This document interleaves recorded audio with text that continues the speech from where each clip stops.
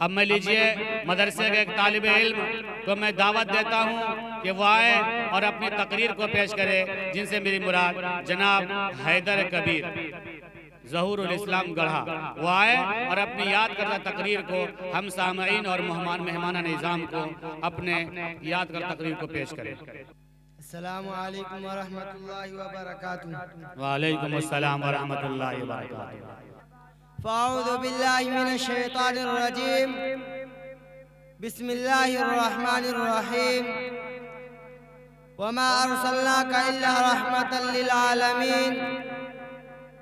وہ ابر لطیف جس کے سائے کو گلشن ترستے تھے، وہ ابر لطیف جس کے سائے کو گلشن ترستے تھے، یہاں طائف میں اس کے جسم پر پتھر برستے تھے۔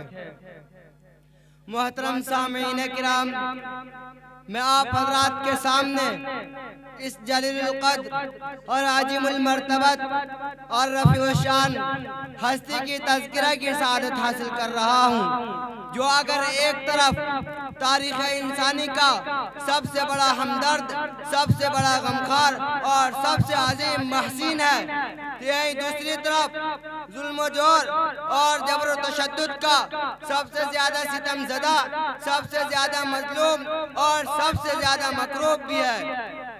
حضرات گرامی، آپ اچھی طرح واقف ہے کہ 6 صدی عیسوی میں عالم انسانیت سسک رہی تھی، گلشن عرضی ماتم کدہ بنا ہوا تھا، ہر طرف ظلم و جور اور جبر و تشدد کی تند و تیز ہوائیں چل رہی تھی، ہر طرف نفرت و عداوت کے شعلے بھڑک رہے تھے، کمزوروں پر ظلم و ستم کے پہاڑ توڑے جا رہے تھے، معصوم بچوں کو زندہ درگور کیا جا رہا تھا۔ مختصر یہ کہ انسان ایک وحشی درندہ بن چکا تھا اور پوری انسانیت تباہی و بربادی کی آخری گڈھے پر آ کر پہنچ گئی تھی۔ میں مناسب سمجھتا ہوں کہ آپ صلی اللہ علیہ وسلم کے ذکر سے پہلے مختصراً کچھ حالت یہ جو بیان جلسہ کر دوں۔ دستار بندی میں جو حافظ قرآن بنے ہیں، واقعہ یہ ان ہے کے کہ لیے یہ ہدیہ بھیجا گیا ہے ایک بہن کی طرف سے، اللہ ان کو لمبی زندگی عطا فرمائے، اور آپ لوگوں سے بھی گزارش ہے جو بچے حافظ قرآن ہوئے ہیں، یہ قوم کے مستقبل ہے، یہ ہمارے دنیا سے جانے کے بعد ہمارے لیے دین کے لیے خدمت کریں گے، اس لیے جو لوگ بچوں کو انعام دینا چاہتے ہیں وہ بالکل لا کے جمع کریں، انشاءاللہ ہدیہ بارگاہ میں اس کی مقبولیت ہوگی۔ عرب کی معصوم لڑکی جمیلہ کا دردناک واقعہ اس طرح مذکور ہے کہ ایک شخص طویل سفر پر جاتے وقت اپنی حاملہ بیوی سے کہتا ہے کہ میں طویل مدت کے لیے سفر پر جا رہا ہوں، اگر میرے بعد لڑکا پیدا ہو تو یہ رقم اس کی تعلیم پر خرچ کرنا، اور اگر لڑکی پیدا ہو تو اس کا گلا گھونٹ کر مار دینا۔ یہ تاکیدی وصیت کرنے کے بعد شوہر اپنے طویل سفر پر روانہ ہو گیا۔ چند ماہ کے بعد حلہ نہ کرے، جو باہر پردے پیچھے وہ حلہ نہ کرے۔ لڑکی پیدا ہوئی، ماں نے اس کا نام جمیلہ رکھا۔ ماں کی ممتا نے یہ گوارا نہ کیا کہ اس چاند جیسی بچی کو زندہ درگور کر دے، مگر ادھر شوہر کی ناراضگی کا بھی ڈر تھا۔ ماچے کنم کی کشمکش میں پڑ گئی اور آخر کار اس نے ایک روز ماشاءاللہ یہ فیصلہ یہ کر لیا، 200 روپیہ تینوں بچوں کچھ کو بھی ہو جو جائے حافظ قرآن میں ہے اس جناب بچی گلو کو بھائی عرف زندہ نوشاد درگور صاحب نہ سیلون کروں والے، گی، اور اس کے باپ کو آنے سے پہلے میں اس بچی کو کسی دوسری جگہ بھیج دوں گی اور یہ کہہ دوں گی کہ لڑکی پیدا ہوئی تھی اس لیے اس کو زندہ درگور کر دیا۔ 7-8 سال کے بعد شوہر اچانک گھر آ گیا اور دیکھا کہ نہایت حسین و جمیل لڑکی اس کے آنگن میں کھیل رہی ہے۔ بیوی کو اتنا موقع نہ ملا کہ اس بچی کو کسی دوسری جگہ بھیج سکے۔ شوہر نے کہا یہ بچی کس کی ہے؟ بیوی نے کہا پڑوسن کی ہے، کھیلنے کے لیے آئی ہے۔ شوہر نے کہا وہ ماں باپ کس قدر خوش نصیب ہے جن کے گھر یہ چاند جیسی بچی پیدا ہوئی ہے، کس قدر میٹھی میٹھی باتیں کرتی ہے، جی چاہتا ہے کہ دن بھر اس کی صورت کو دیکھتا رہوں اور اس کی میٹھی میٹھی باتوں کو سنتا رہوں۔ جب بیوی نے دیکھا کہ شوہر کے دل میں اس لڑکی کی محبت سما گئی ہے اور وہ اس سے پیار کرنے لگا ہے تو بیوی نے ہمت کر کے کہا یہ چاند جیسی بچی آپ ہی کے بیٹی ہے۔ بے رحم اور سنگ دل باپ کا اتنا سننا تھا کہ محبت دشمنی شفقت و عداوت میں تبدیل ہو گئی۔ آنکھوں میں خون اتر آیا اور فوراً قسم کھا لی کہ آج دن کا سورج غروب ہونے سے پہلے میں اس معصوم بچے کی زندگی کا آفتاب غروب کر دوں گا۔ چنانچہ فوراً کدال کاندھے پر رکھ کر اپنے لختے جگر کا ہاتھ پکڑ کر جنگل کی طرف روانہ ہو گیا۔ دور جنگل میں جا کر گڑھا کھودنا شروع کر دیا۔ گڑھا کھودتے وقت بے رحم اور سنگ دل باپ کے کپڑوں پر جو گرد لگ جاتی، یہ معصوم بچی اپنے ننھے ننھے ہاتھوں سے اپنے باپ کے کپڑوں سے مٹی صاف کرتی اور معلوم کرتی کہ ابا جان آپ یہ گڑھا کیوں کھود رہے ہیں؟ بے رحم باپ کہتا ہے تجھے اس میں دفن کروں گا۔ معصوم جمیلہ کہتی ہے کہ اے ابا جان آپ مجھے کیوں دفن کریں گے؟ میرا قصور کیا ہے؟ باپ جواب دیتا ہے تیرا قصور یہ ہے کہ تو دنیا میں کیوں آئی، تجھے دنیا میں رہنے کا حق نہیں۔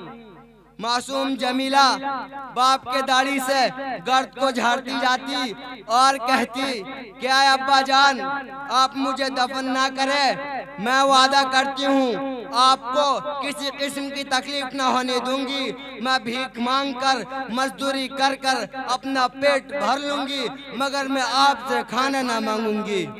میں زندگی بھر کنواری رہوں گی مگر کسی کو آپ کا داماد نہیں بناؤں گی، مگر ابا جان آپ مجھے دفن نہ کرے۔ بے رحم اور سنگ دل باپ کے دل پر اس معصوم اور مجبور بچی کی میٹھی میٹھی باتوں کا کچھ اثر نہ پڑا اور بے رحم باپ نے زبردستی بچی کو گڈھے میں ڈھکیل کر مٹی سے بھر دیا اور دن کا آفتاب غروب ہونے سے پہلے ہی معصوم بچی کی زندگی کا آفتاب غروب کر دیا۔ ایسے ماحول میں اچانک رحمت خداوندی جوش میں آئی اور عرب کے تپتے ہوئے صحرا میں اس نبی امی کا ظہور ہوا جو سارے جہاں کا درد اپنے دل میں لیے ہوئے تھا۔ خنجر چلے کسی پہ تڑپتے ہم امیر صحیح اور حقیقی مصداق تھا۔ اس ذات مقدس نے تمام ظلم و ستم کے خلاف علم و بغاوت بلند کیا اور تڑپتی ہوئی پوری انسانیت کی مسیحی کی۔ ضروری تھا اس بابرکت ہستی کو سینے سے لگایا جاتا، اسے پلکوں پر بیٹھایا جاتا، مگر وہ ذات جو لوگوں کی ہدایت کے لیے تڑپتی رہی ہو وہ لوگ اسے پتھر مارتے رہے، جو لوگوں کی بھلائی کے لیے اپنے وجود کو گلاتی رہی ہو وہ لوگ اس کے ساتھ اس کی حمایتوں کے ساتھ ظلم و جور کے پہاڑ توڑتے رہے، جن کا ذکر کرنے سے رونگٹے کھڑے ہو جاتے ہیں، کلیجہ باہر کو آنے لگتا ہے، محرک کا قلم رک جاتا ہے۔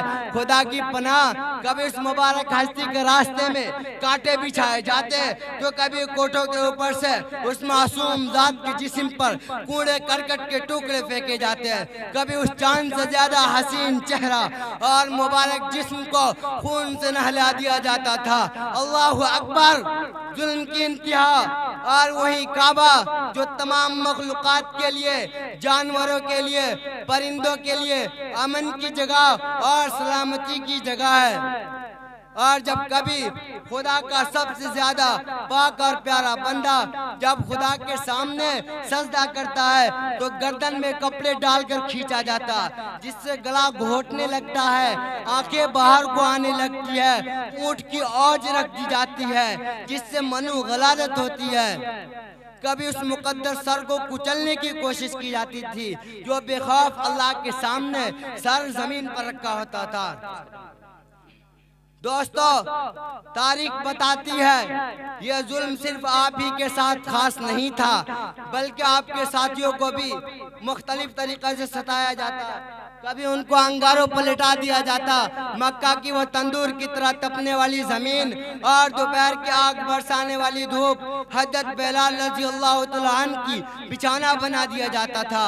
और कभी उन गुलामान मुस्तफ़ा को नंगा लिटाकर सीने पर भारी चट्टान रख दिया करते थे। कभी गले में रस्सियाँ डालकर खींचा जाता था, कभी गर्दनें मरोड़ी जाती थी, कभी धुएं में बंद कर दिया जाता था। इन सब के बावजूद उनकी जुबान से यही कलिमात निकलते थे, जो जान मांगो तो जान देंगे, माल मांगो तो माल देंगे, मगर ये हमसे ना हो सकेगा कि हम नबी के जाओ जलाल दें। अब इसी के ऊपर मैं अपनी तकरीर ख़त्म करता हूँ। ऐ खुदा पाक हम सबको हुजूर अकरम सल्लल्लाहु अलैहि वसल्लम के नक्शे कदम पर चलकर अमल करने की तौफीक अता फरमा। नक्शे कदम नबी के है जन्नत के रास्ते, नक्शे कदम नबी के है जन्नत के रास्ते, अल्लाह से मिलाते हैं सुन्नत के रास्ते। वमा अलैना इल्लल बलाग।